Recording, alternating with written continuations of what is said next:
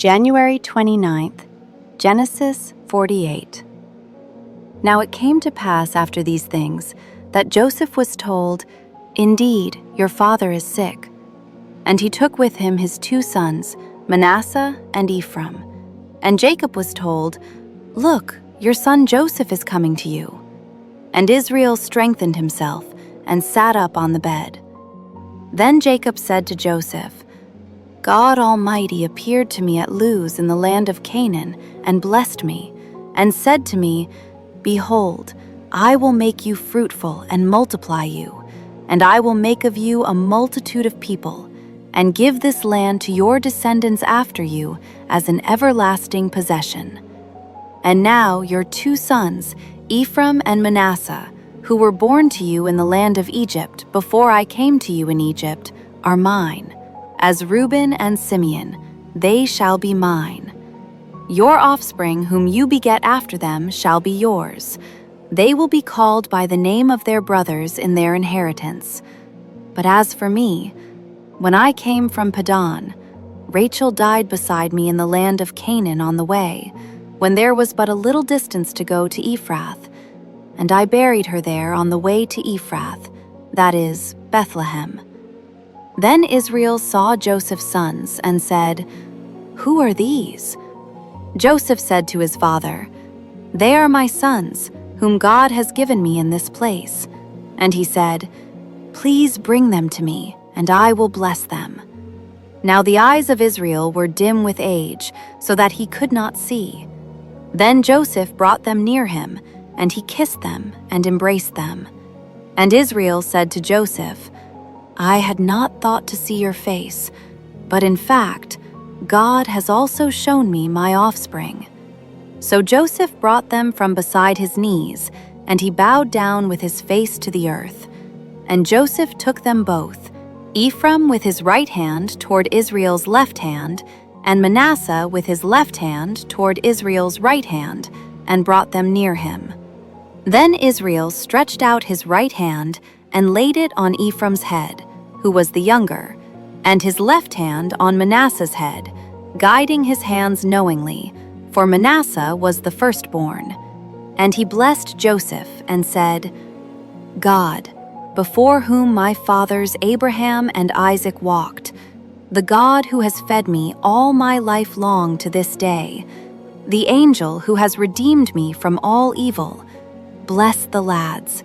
Let my name be named upon them, and the name of my fathers Abraham and Isaac, and let them grow into a multitude in the midst of the earth.' Now when Joseph saw that his father laid his right hand on the head of Ephraim, it displeased him. So he took hold of his father's hand to remove it from Ephraim's head to Manasseh's head. And Joseph said to his father, 'Not so, my father, for this one is the firstborn. Put your right hand on his head.' But his father refused and said, 'I know, my son, I know. He also shall become a people, and he also shall be great. But truly his younger brother shall be greater than he, and his descendants shall become a multitude of nations.' So he blessed them that day, saying, 'By you Israel will bless,' saying, 'May God make you as Ephraim and as Manasseh.' And thus he set Ephraim before Manasseh. Then Israel said to Joseph, 'Behold, I am dying, but God will be with you and bring you back to the land of your fathers. Moreover, I have given to you one portion above your brothers, which I took from the hand of the Amorite with my sword and my bow.'" Genesis 49. And Jacob called his sons and said, "Gather together, that I may tell you what shall befall you in the last days. Gather together and hear, you sons of Jacob, and listen to Israel your father.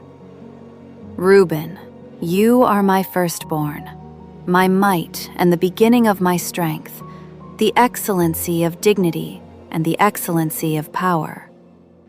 Unstable as water, you shall not excel, because you went up to your father's bed, then you defiled it. He went up to my couch. Simeon and Levi are brothers. Instruments of cruelty are in their dwelling place. Let not my soul enter their council. Let not my honor be united to their assembly. For in their anger they slew a man, and in their self-will they hamstrung an ox. Cursed be their anger, for it is fierce, and their wrath, for it is cruel. I will divide them in Jacob, and scatter them in Israel. Judah, you are he whom your brothers shall praise. Your hand shall be on the neck of your enemies. Your father's children shall bow down before you. Judah is a lion's whelp. From the prey, my son, you have gone up. He bows down, he lies down as a lion, and as a lion, who shall rouse him? The scepter shall not depart from Judah, nor a lawgiver from between his feet, until Shiloh comes, and to him shall be the obedience of the people. Binding his donkey to the vine, and his donkey's colt to the choice vine, he washed his garments in wine, and his clothes in the blood of grapes. His eyes are darker than wine, and his teeth whiter than milk. Zebulun shall dwell by the haven of the sea. He shall become a haven for ships, and his border shall adjoin Sidon. Issachar is a strong donkey, lying down between two burdens. He saw that rest was good, and that the land was pleasant. He bowed his shoulder to bear a burden, and became a band of slaves. Dan shall judge his people, as one of the tribes of Israel. Dan shall be a serpent by the way, a viper by the path, that bites the horse's heels, so that its rider shall fall backward. I have waited for your salvation, O Lord. Gad, a troop shall tramp upon him, but he shall triumph at last. Bread from Asher shall be rich, and he shall yield royal dainties. Naphtali is a deer let loose. He uses beautiful words. Joseph is a fruitful bough by a well. His branches run over the wall. The archers have bitterly grieved him, shot at him and hated him. But his bow remained in strength, and the arms of his hands were made strong by the hands of the mighty God of Jacob.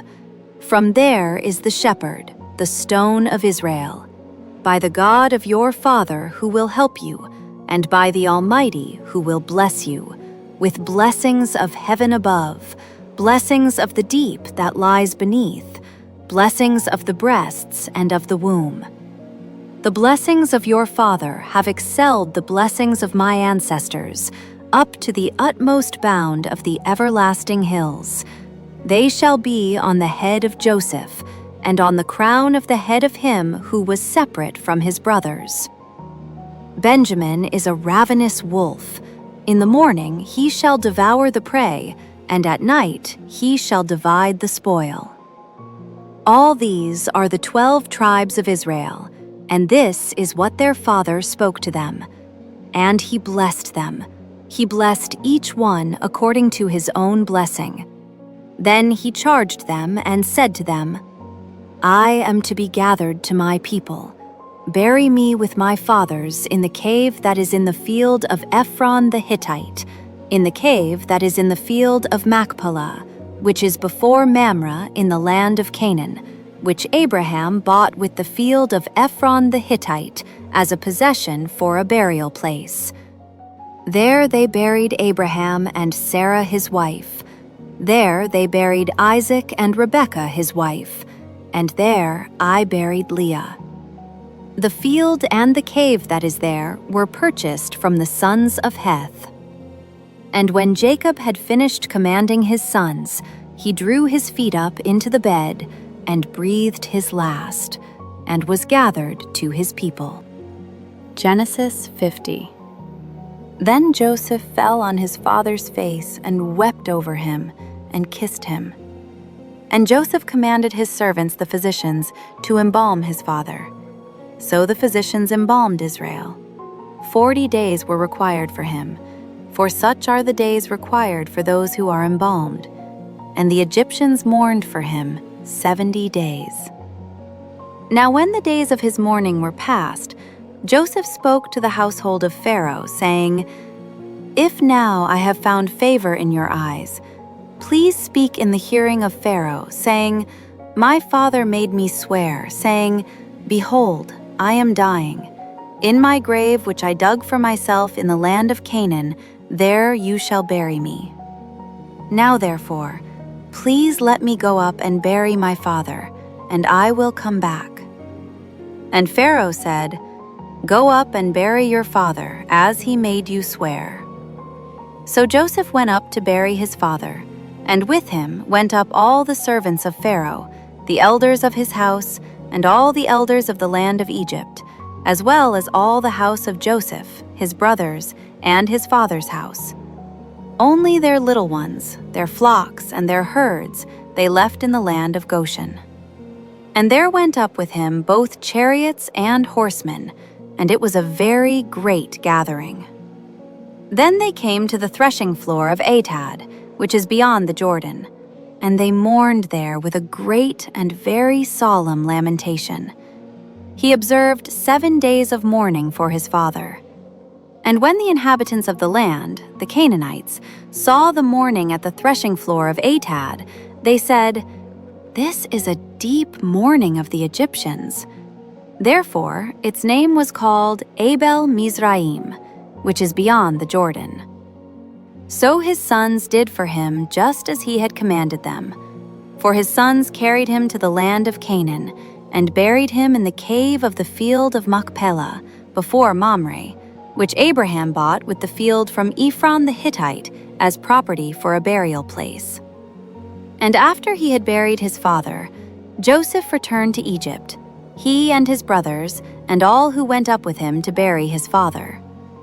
When Joseph's brothers saw that their father was dead, they said, "Perhaps Joseph will hate us, and may actually repay us for all the evil which we did to him." So they sent messengers to Joseph, saying, "Before your father died, he commanded, saying, 'Thus you shall say to Joseph, I beg you, please forgive the trespass of your brothers and their sin, for they did evil to you. Now please, forgive the trespass of the servants of the God of your father.' And Joseph wept when they spoke to him. Then his brothers also went and fell down before his face, and they said, 'Behold, we are your servants.' Joseph said to them, 'Do not be afraid, for am I in the place of God? But as for you, you meant evil against me, but God meant it for good, in order to bring it about as it is this day, to save many people alive.